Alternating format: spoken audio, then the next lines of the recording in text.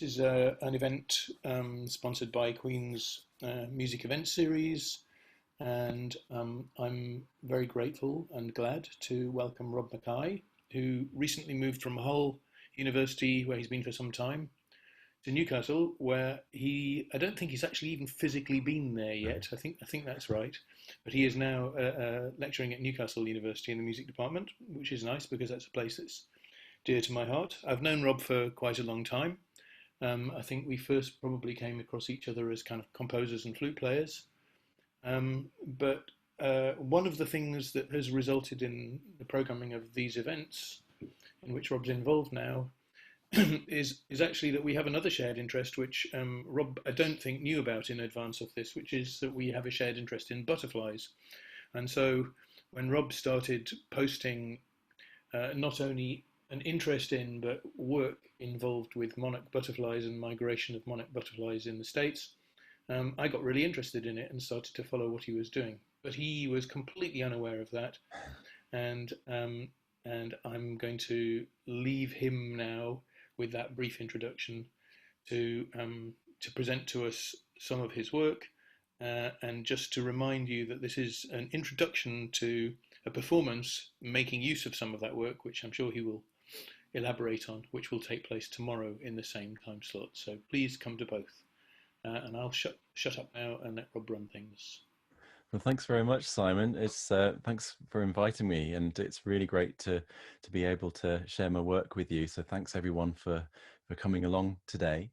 I will start my screen sharing. I've got a little presentation to show you.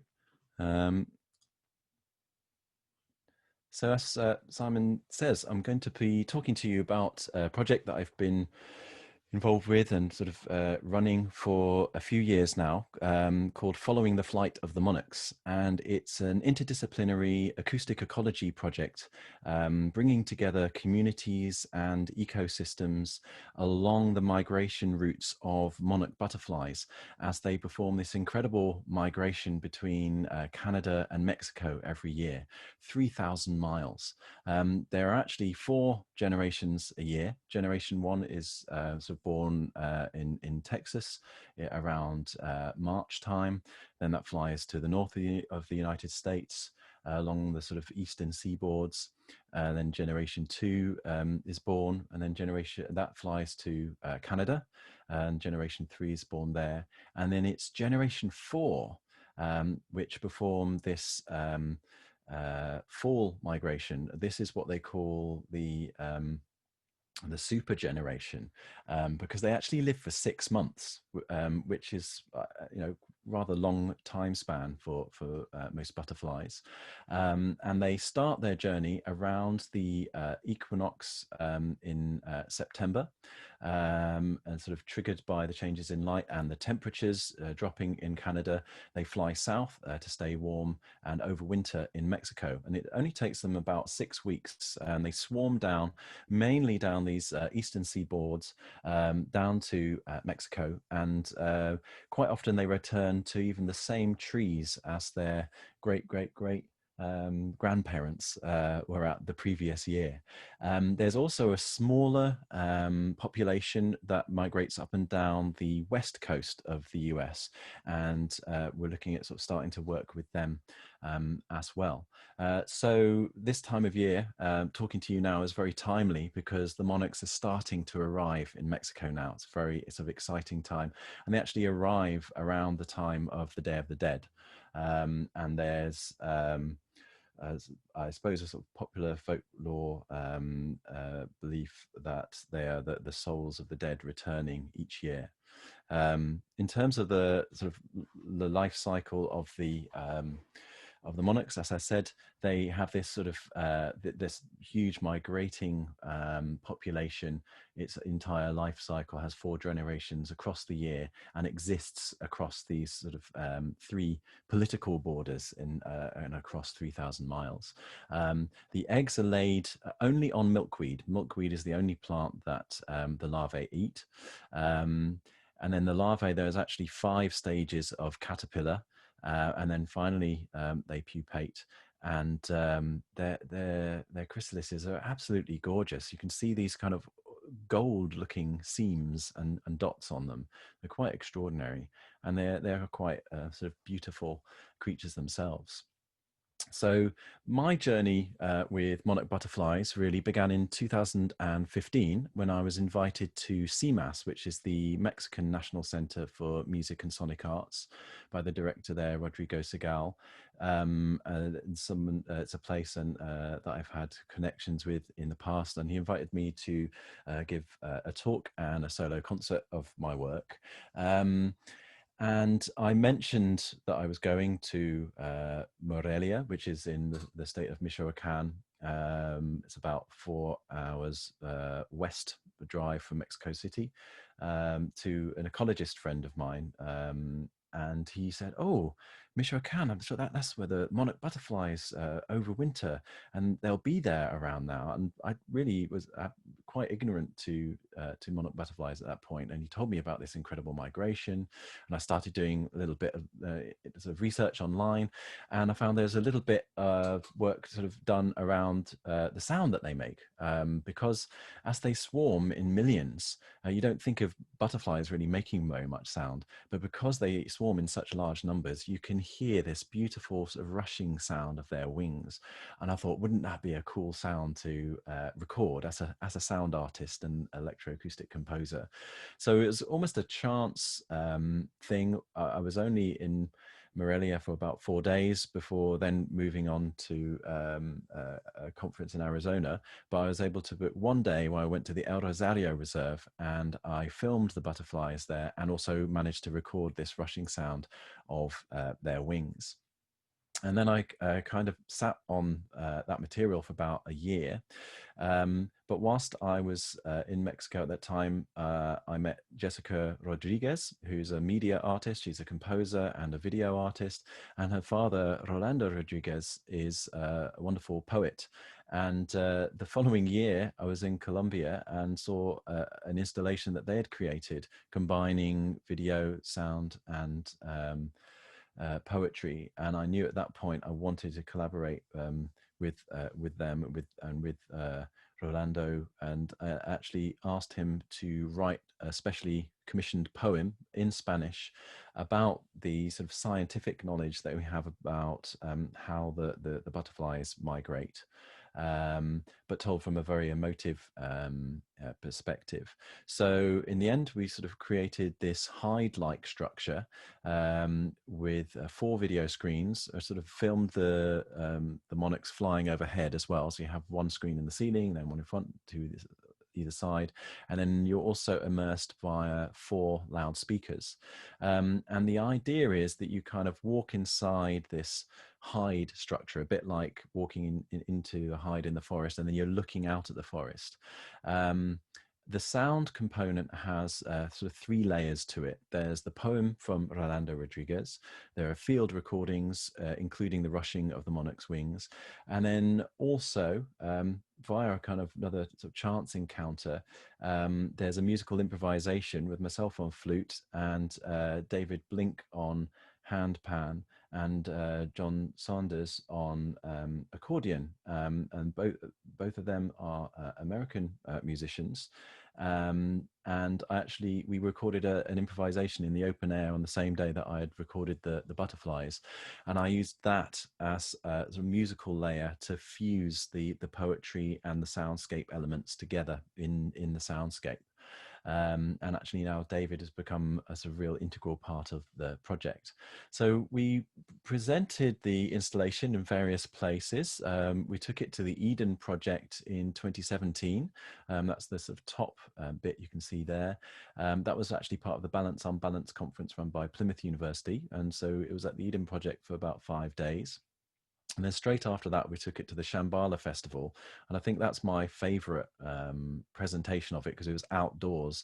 So you're outside in the woodlands, in the sort of English countryside, but then you walk inside this height and you're kind of teleported to southern Mexico. That's the sort of the idea. Through the immersive visuals and sound, you're kind of transported to those mountain forests surrounded by the monarch butterflies.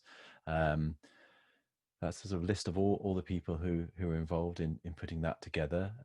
Some of the performances, we also sort of took it to the New York Electroacoustic Music Festival. We also presented at the International Computer Music Conference. And really through working on that project, I became more aware of the threats that the monarch butterflies are facing. And in fact, that migratory population of monarch butterflies, their numbers have actually decreased by nearly 90% over the last 2 decades. And we think there are 3 main factors involved in that. One is industrial use of herbicides and pesticides, particularly prevalent in the Corn Belt in the US. There's a lot of genetically modified corn, for example, which is modified to be resistant to Roundup and other herbicides and pesticides, but it kills everything else, including the milkweed. And so if there's no milkweed, there's no monarch butterflies. Similarly, deforestation, destruction of their habitats is another factor, particularly in an issue in Mexico, in those mountainous regions where they overwinter, because they only roost above 10,000 feet. So when you look at a map of the areas that they roost in, they're actually condensed into very tight areas. So this whole population is only squeezed into a few kilometers wide. So that habitat is extremely delicate, and there's a lot of illegal logging which happens there. People have been logging in the region as a source of income and for construction and fuel for generations. But in the 80s, I believe, the monarch habitats were made into protected reserves, but not much alternative employment made available to people. These are rural areas with quite high unemployment. So there are still issues around logging of the habitat there. And finally, the third issue that they're facing, like pretty much everything, is climate change. And that there's a sort of increased number of freak storms, which again, the monarchs are very temperature sensitive, their metabolisms, and if their temperature drops too low, they will die. And when I was interviewing what's a world leading expert, Lincoln Brower, in Virginia back in 2017, he sadly passed away in 2018. But when I was talking to him, he described walking through 2 feet deep of monarch butterfly bodies at one point after one of these storms. So they're very much an indicator species of these broader changes that are happening in the environment that are affecting everything.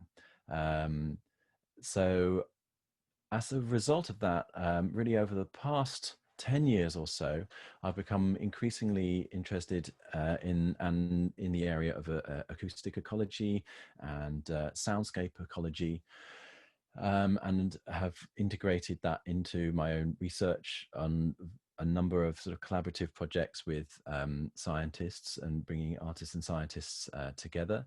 If we go back to the World Soundscape project, and really the term acoustic ecology being termed by composer and professor of communication studies R. Murray Schafer at Simon Fraser University in Canada in the 1970s.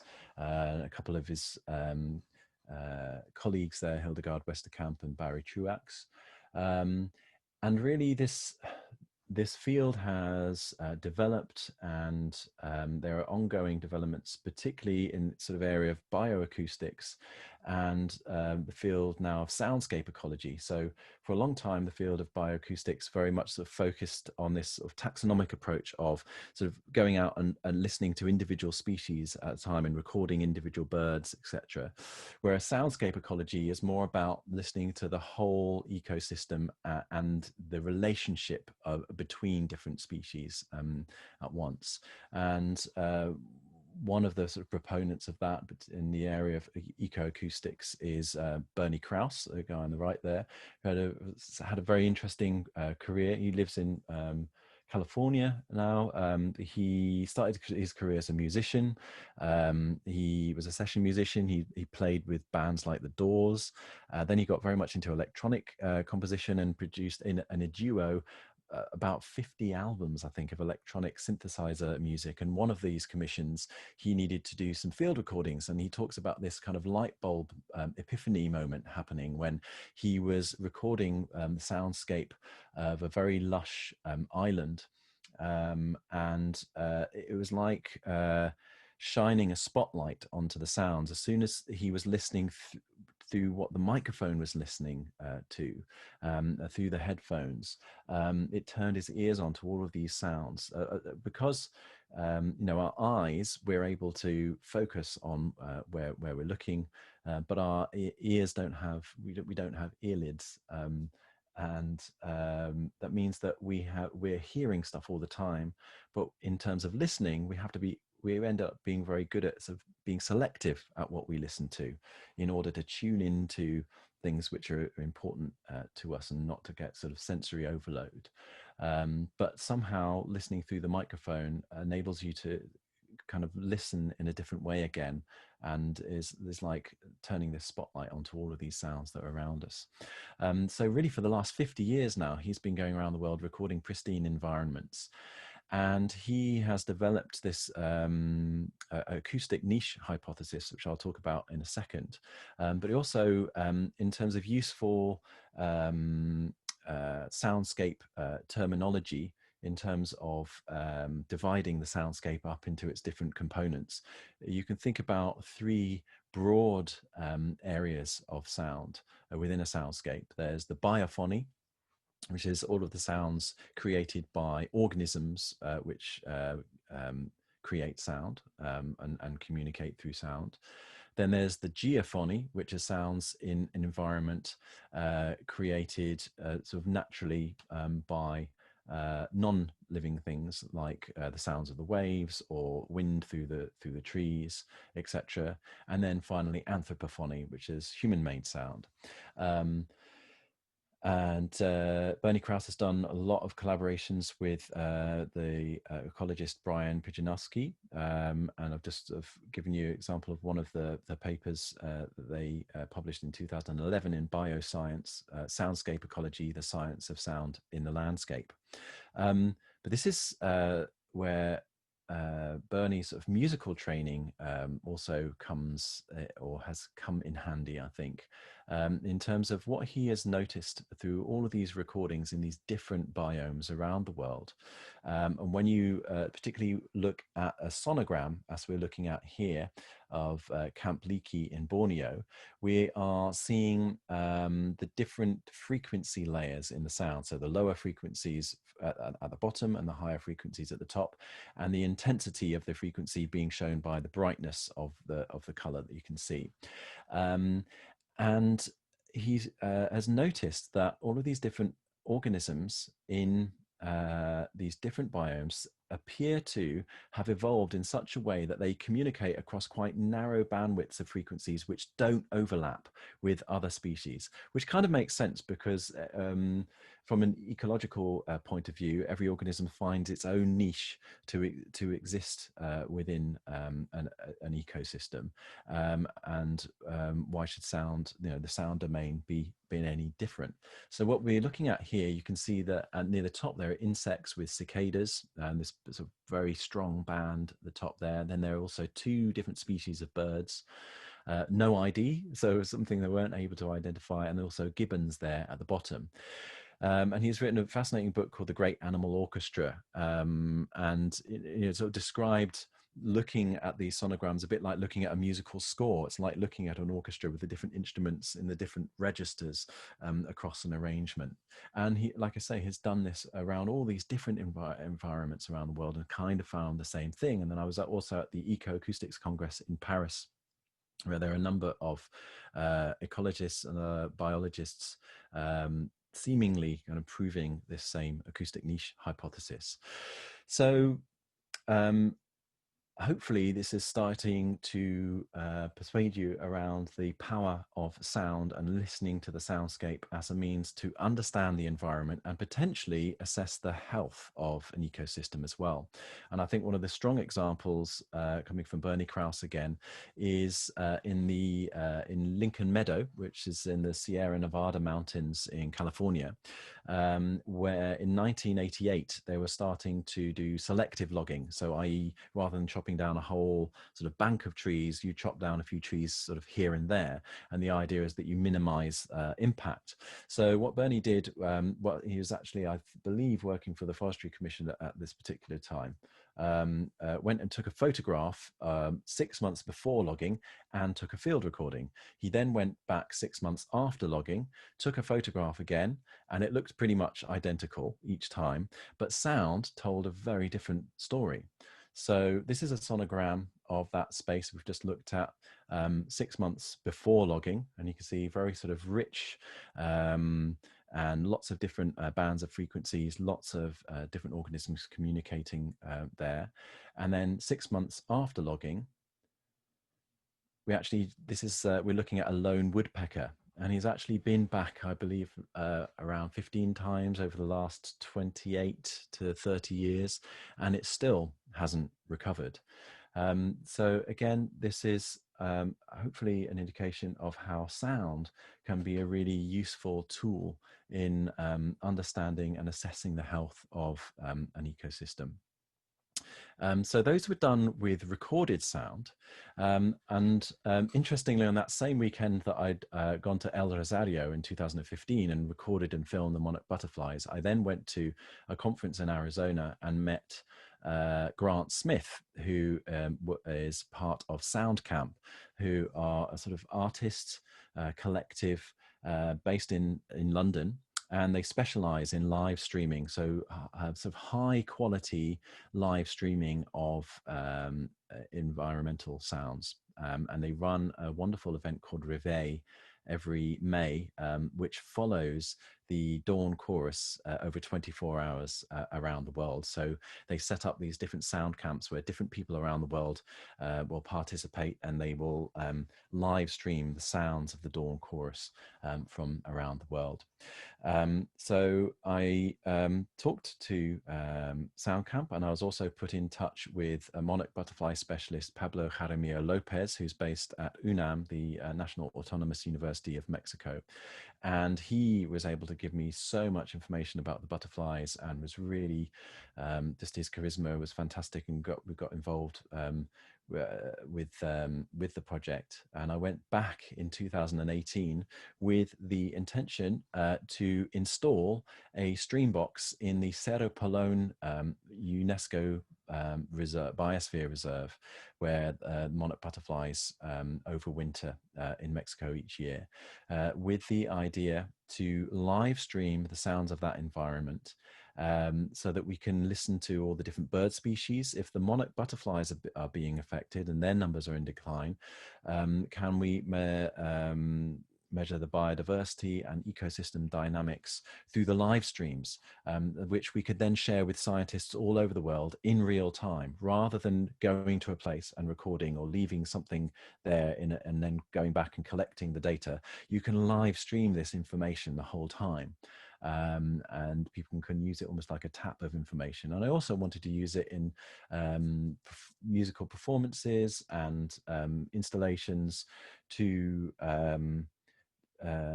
connect people around the world with those environments and the monarch butterflies, and also raise awareness of the sort of environmental threats that they're facing. And so we're also connecting with Leah Barclay's Biome project, which is part of a larger project called Biosphere Soundscapes, where she is wanting to install stream boxes in different UNESCO biosphere reserves around the world. There's actually over 600 UNESCO biosphere reserves around the world. And we are as part of the project, also collaborating with Butterflies and Their People, which is an arborist scheme in the Serra Pelone Reserve. And this is giving paid jobs to people to be stewards of the forest. And in fact, one of the guys here used to be a logger, and now he's actually being paid to be a steward of the environment and a conservationist. When I was talking to Lincoln Brower and also to Pablo, there's an interesting behavior that the monarchs display when they are overwintering. I've said before that their metabolisms are extremely temperature sensitive, and they don't want to be too hot or too cold. So they're roosting in these oyamel trees, these fir trees, which only grow above 10,000 feet. And they huddle together in these sort of massive clumps. They almost look like fruit dangling from the trees. And they sometimes also radiate around the trunks of the trees, which almost act a bit like hot water bottles. They radiate a little bit of heat that they've soaked up during the day. And they also, the trees form this canopy that keep the butterflies warm. So they can only really fly in direct sunlight. But once they've heated up enough, they can fly down to a meadow. All of the monarch butterfly overwintering sites are close to a meadow. And part of the reason for that is the meadows are ideal spaces for dew to form. So they can fly down and drink the dew and also nectar from plants. And the hotter it is, the faster the monarchs fly. And you have this sort of cloud-induced changes in solar radiation intensity in Mexico, because depending on the different cloud cover. But this also makes a sound. So the more intensely they're flying, the more intense the sound. So this is me. I was recording them using a sound field microphone, so as in ambisonics, to create a sort of 3D sound. This is just on my phone. You might just about be able to hear the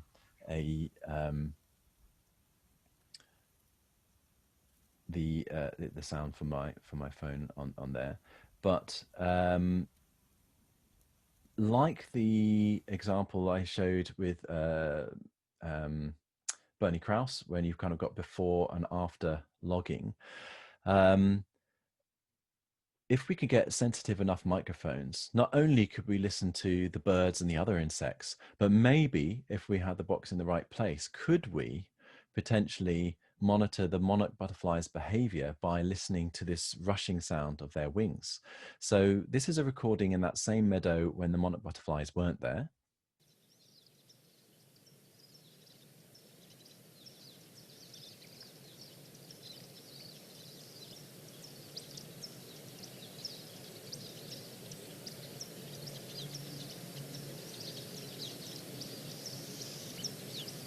And then this is what it sounds like when they are. There's millions of them flying around you.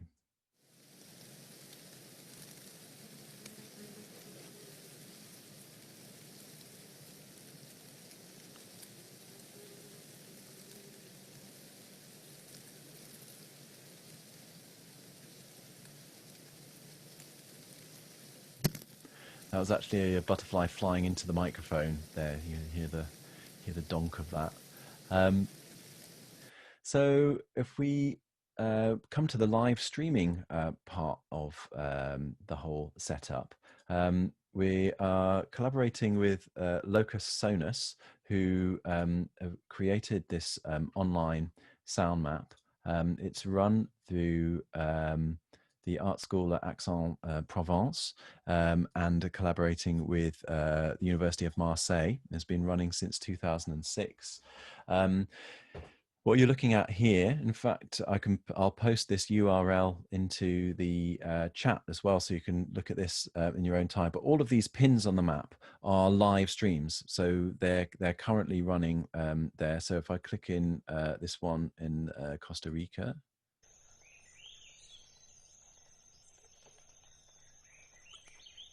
Hope you can hear that. And then there's also, this is Jasper Ridge. Not much going on there at the moment because it's still dark. but there's also this one in Austin, Texas.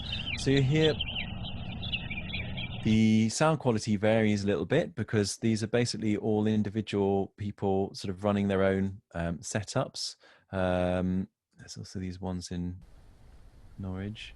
Again, not much going on there now. And if we go right down to Camberwell, this is Grant Smith's back garden. And it's if I played this for long enough, you would hear airplanes going overhead as well because it's underneath the flight path for Heathrow. I find this is great because there's always streams popping up and disappearing on the map all the time. One of my favorite ones, which isn't actually running at the moment, but usually runs between January and March every year, is in Hawaii, where they have hydrophones in the water. And they capture the songs of humpback whales as they migrate south from the North Pole. And so whilst they're in mating season there, they're constantly singing, it seems, sort of 24 hours day and night.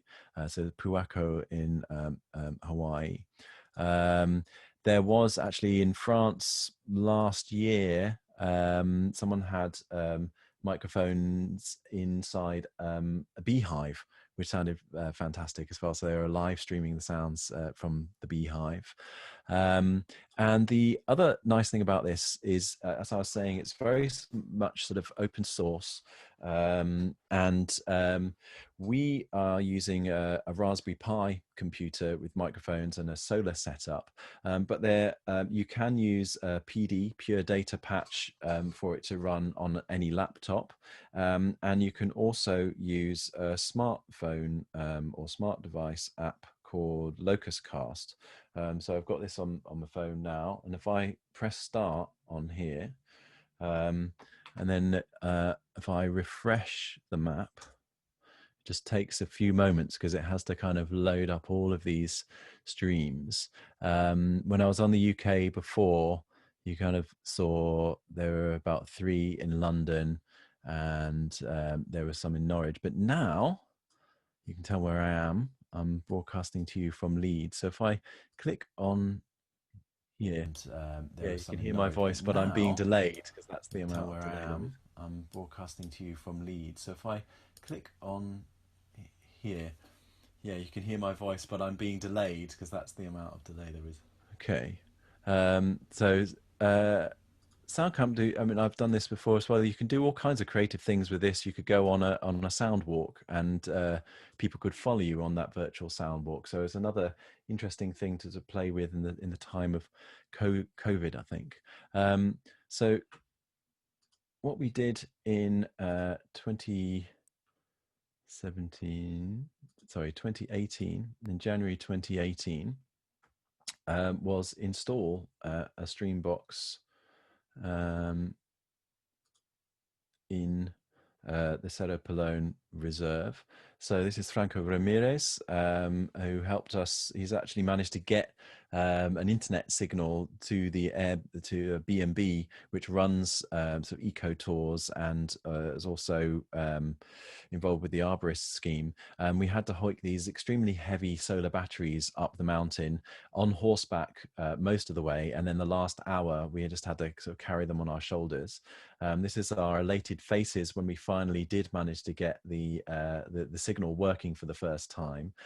So this is what the sort of setup looks like. The thing at the very bottom of the picture between my legs is the stream box itself with its lid taken off. So it's in this sort of dry box, weatherproof enclosure, and then you've got a Raspberry Pi computer in there, a sound card, and then there's 2 microphones, one on either side, and they're actually omnidirectional microphones, and the box kind of acts a bit like a dummy head. So people who are into field recording and stuff will know that this kind of makes a kind of semi binaural setup. So when you listen to the live stream on headphones, you get quite a 3-dimensional sound. It's a very immersive experience. It's almost like sort of putting your head onto the side of the mountain, and you can listen to what's there. So then above that box, you've got the solar battery, and there's a charge controller in there as well. And then finally, on the top right hand side of the picture is the Wi-Fi router, and we're just using a data SIM and connecting to a mobile phone network. It did take us a while to find a place. We're in this rather remote mountain reserve. Signal was quite patchy. We also needed to have enough sunlight for the solar panels to work, and it also needed to be on a place on the flight path of the monarchs and close to where they roosted. But eventually we did find the right place, and just to prove that we got it working on the map there it is. It's kind of what it looked like on the side of the mountain. That's what the view looks like from that spot. And then I'm just going to play a short recording from that stream that we shared with ornithologists at UNAB, colleagues of Pablo's, and they're able to identify all these bird species that you can see on there from this recording.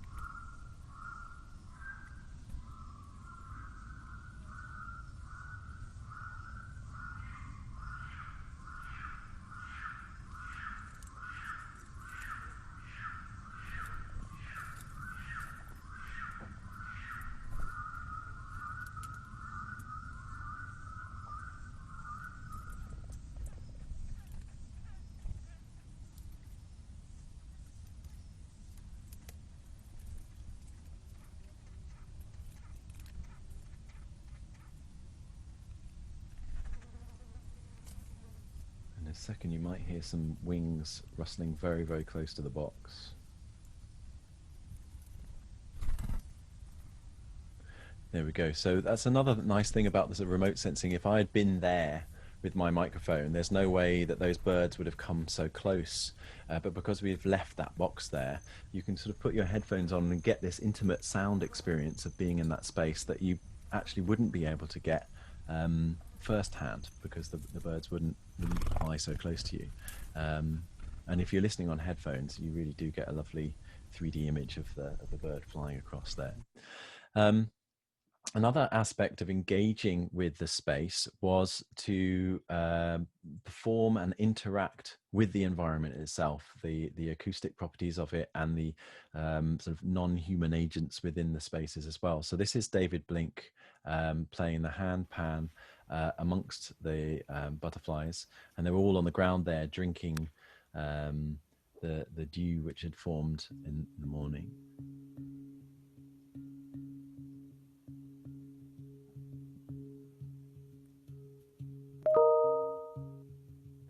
So we sort of put together a number of different performances within the reserves. I was playing flute as well. And later we were joined by Rolando Rodriguez, who put together, composed that poem for the first installation. And actually, there's a number of artists who are working in this area of improvisation and interaction with the environment and non-human species. One example is David Dunn's Nexus 1 for 3 trombones in the Grand Canyon.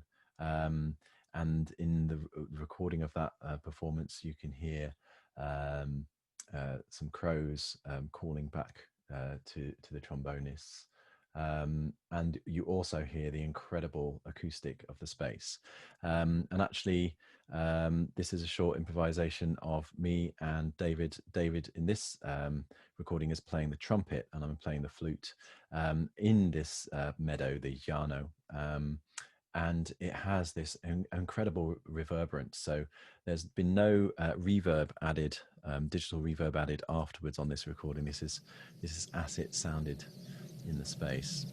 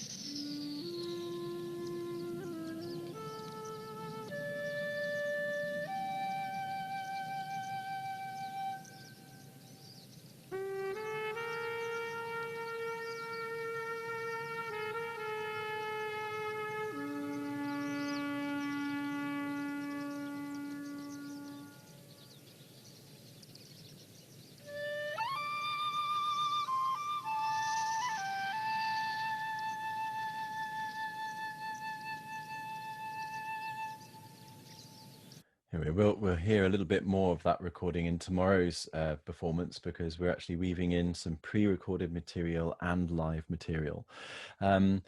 So since the installation of that Streambox in Mexico as kind of proof of concept in 2018, I went out to Canada last year and installed a Streambox at Point Pelee National Park in Ontario.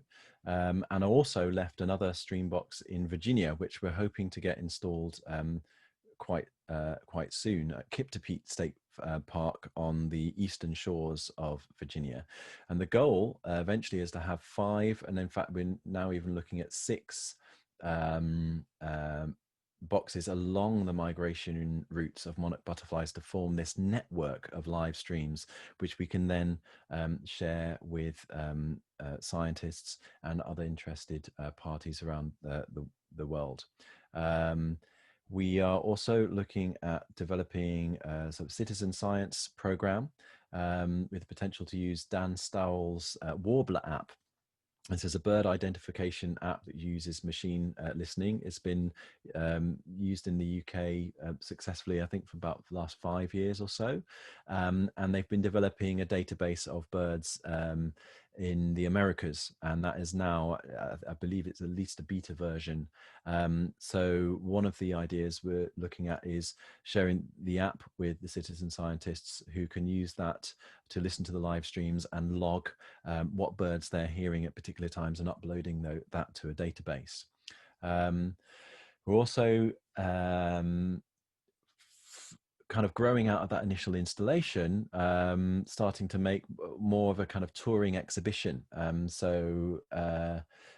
In 2018, in September, at the British Science Festival came to Hull, and I presented this mini exhibition around the monarch butterflies, which included that initial installation, as well as a touch screen, which enable you to listen to some of the sounds of the reserves, including the rushing sound of the monarch butterflies. There was also the live stream from Cerro Pelon, and also a short film sort of highlighting those 3 main environmental threats that the monarch butterflies are facing, as well as many other species in the ecosystems across their migration routes. And that was by an artist, Anna Chahanyu. And a more recent development, I suppose, has been these telematic performances. And as I was telling Piers, this is kind of pre-COVID, actually, although it's now lending itself very well, I think, to the current situation.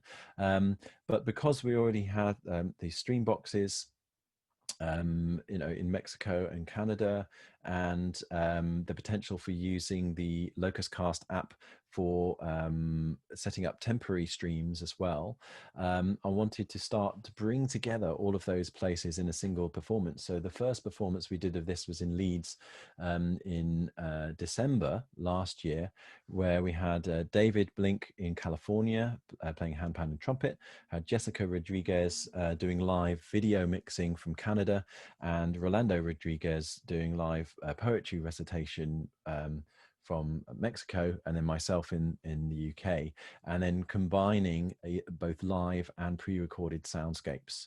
So that's basically, we're going to do a half-hour performance tomorrow, combining all of those elements. Also, something to look out for quite soon. We're finally working on the final edit for a radio program for BBC Radio 3 for their Between the Ears series. So this is a 30-minute program following the flight of the Monarchs and sort of highlighting the project. So I've been working with a radio producer, Andy King, on that. And it's going to be, he's done most of the voice editing now, and I'm now going to be adding a lot of the soundscapes and other sound design elements to that. So that hopefully will be being broadcast sometime early in the new year, somewhere between January and March, I believe. And hopefully we'll raise more awareness of the issues that the Monarchs raise. And this is a little picture of Team Monarcha to finish. So I think that is me pretty much done with the just me talking bit. So if anyone has any questions, it would it'd be really interesting. In fact, I'll also send you. I've just typed in the link for the Locus Sonus sound map as well. Thank you so much, Rob. That's great. Really comprehensive introduction to a whole set of ideas, not just the ones that you're presenting tomorrow, but all sorts of stuff behind it as well, which is useful background for people who are here. I should throw open the floor for questions, the virtual floor for questions. Piers, please go ahead. Yeah. Thank you, Rob. It's just so interesting. One just doesn't know where to start because first thing that grabbed me was the kind of monarchs that took the wrong turning and headed down into Florida, never to be seen again. Yeah. I'm sure that other people have done that, but also the guy who played the Doors. That seems a terrific pedigree for your colleagues. And what a great thing to do with the forest, the sonogram thing. That was absolutely astonishing, and I mean that in itself must be a kind of an entire field of study to follow up. My question was just a mundane one about the migration, because you showed us that the kind of 4 journeys a year, or 4 stages. I just wondered if they are sort of sonically useful. I mean, is there, how do I put it? I mean, do you just sort of record them flapping around when they arrive, or are migrations important? And is the 4th one more important or better acoustically or something than the others? Yeah, I think. I mean, I suppose from the sonic elements, I suppose the main thing that is most useful, I think, really is or that's sort of come out of what the monarchs sort of highlight, really. So again, this is the idea that they're an indicator species of these broader changes in the environment, which must also be affecting other bird and insect species, which make more sound. So we can kind of monitor potentially some of the biodiversity and also the changing behaviors and the ecosystem dynamics of these birds, other species like the birds in these environments across the migration routes, and sort of highlighting perhaps the different impacts and changes in the different countries and in across those different ecosystems. But yes, certainly in terms of the almost harebrained idea, I think, of the trying to pick out the rushing sound of the wings, that is something which is more about the 4th generation, because what maybe wasn't quite so clear in those diagrams that I showed before, but with generations 1, 2, and 3, the populations are much more spread out. And when I was in Virginia, for example, even when the monarchs were migrating south, and when I was in Canada watching them leave, you would see them like 1, 2, or 3 all dancing around together in the wind, and then they're basically what they do. Point Pelee, which cuts into Lake Erie, is a sort of almost takeoff strip for the monarch butterflies as they migrate south, and they wait for the wind conditions to be just right. So they will kind of congregate in the trees, but you don't really get that amazing sort of cluster of being surrounded by millions of them anywhere else really, but in those overwintering grounds in Mexico, where they stay there for 6 months, and then when it's hot enough, they will come down and then they fly in these huge swarms. So in terms of that sort of sonic aspect of their behavior, it's only really obvious in Mexico in that 4th generation. Yeah. Just as a quick follow-up, and when they're flying up and down, do they ever stop, or are they like Arctic terns or swifts or cuckoos or something? They just it's A to B. Yeah, as I understand it, they do stop en route because, again, their metabolisms are so temperature sensitive that they basically need to have enough sunlight to fly as well. So they'll kind of find shelter every night, and then also kind of refuel. They'll eat milkweed, or they'll drink some nectar and water, and then keep going. But it takes them 6 weeks to go down, and they as they fly further south, they can start to swarm in bigger and bigger numbers, and they kind of funnel down through Texas. So as I was saying, they kind of go down the eastern seaboard, but some more inland as well. But then obviously, the geography of the land is such that it's like a funnel going down to Mexico. And I was talking to people there when I a couple of years ago, and they remembered that 15 years ago you would get these huge swarms of them going through, and it would be a bit like, well, actually, what I remember what it was like being a kid in this country, and you'd drive along the motorway, and after a couple of hours, your windscreen would be absolutely covered in flies, and we just don't see that now. No longer. Yeah, and there's this huge issue with probably pesticides and herbicides, and how it's affecting the world insect population. So you do get as they get further and further south, they kind of amass more and more, but you don't see quite as large swarms flying through Texas now as you used to. Yeah. Thank you. Should make way. Anyone else? There's a few things in the chat as well. Oh, right. Sorry, I haven't been monitoring that. You're better. That's all right. Rob, could I just ask you, the boxes that you have, what is the cost per box for your equipment and your panels and that sort of thing? And do they ever get nicked? Yeah. Just if they're out and about. Very good point. They can vary quite a lot in cost, and I know SoundCamp actually, if you go on their website, it's soundtent.org, or if you just Google SoundCamp UK, they've got lots of suggestions. So I think probably the sort of cheapest, like you might be able to do it for £150, where you like a Raspberry Pi computer, you can get them for about £40. Then depending on the quality of sound card you get, we were using these Cirrus Logic ones, which you can't use anymore, but they were about £40. Then you can get little Omni microphones. Primo do some very cheap ones that are about sort of £30 each, and then you could just even use a cardboard box or something. But the one that we took to Mexico, with that special dry box enclosure and everything, was about £500-600, I think. And then on top of that, you've got the cost of the solar batteries and the solar panels. So that first one, I think, was around £700-800 in total.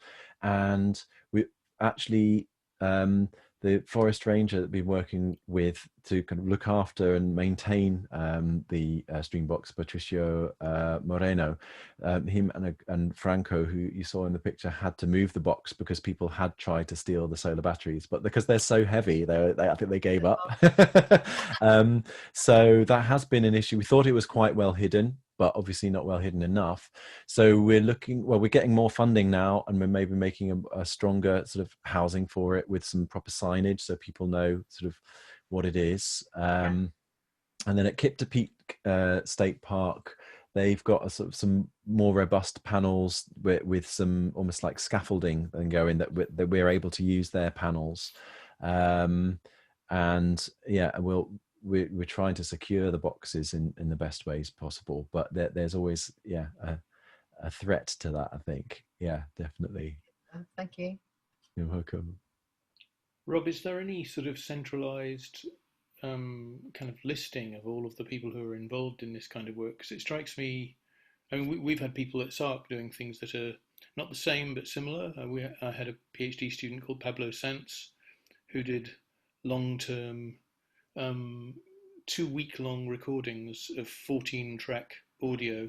Wow. In Amazonia, and he did that twice at different times in the year in the same place, building all the kit himself and installing it. Fantastic. And he did that initially as a sort of aesthetic project, but then biologists in Brazil got so interested in species identification and the kind of data mass that represented that they're now using that as a object of study as well. Oh, that's brilliant. But I just wondered, obviously the sound map acts as a sort of focus for one type of live streaming event. But is anyone attempting to kind of do an overview of these kind of projects globally and sort of link them together? There's the if I can bring it up, there we go. There's the International Society for Ecoacoustics,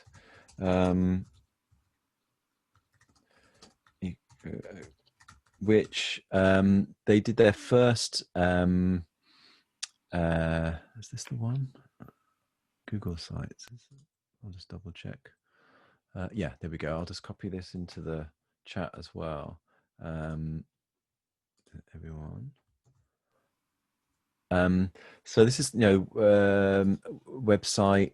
They had their first congress in Paris in 2016, and then Leah Barclay led one in Brisbane in 2018, I think it was. And they've just brought out a new. There's a few publications on there. Also, I've sort of taken over, kind of almost as a result of being inspired by this project. There's the UK and Ireland Soundscape Community, UKISC, which I believe Pablo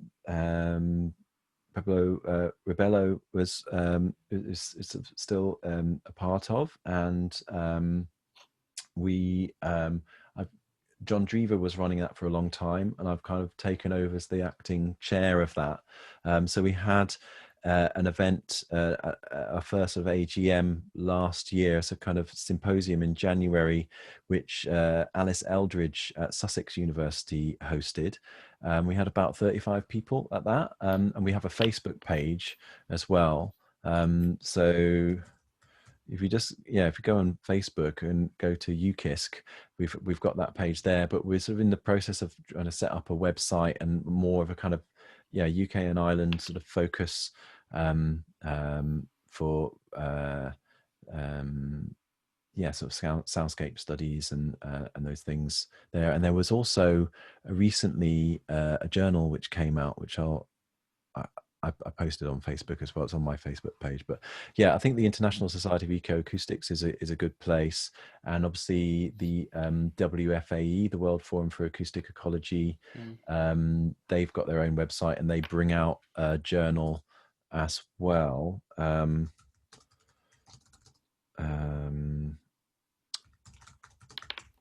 I published.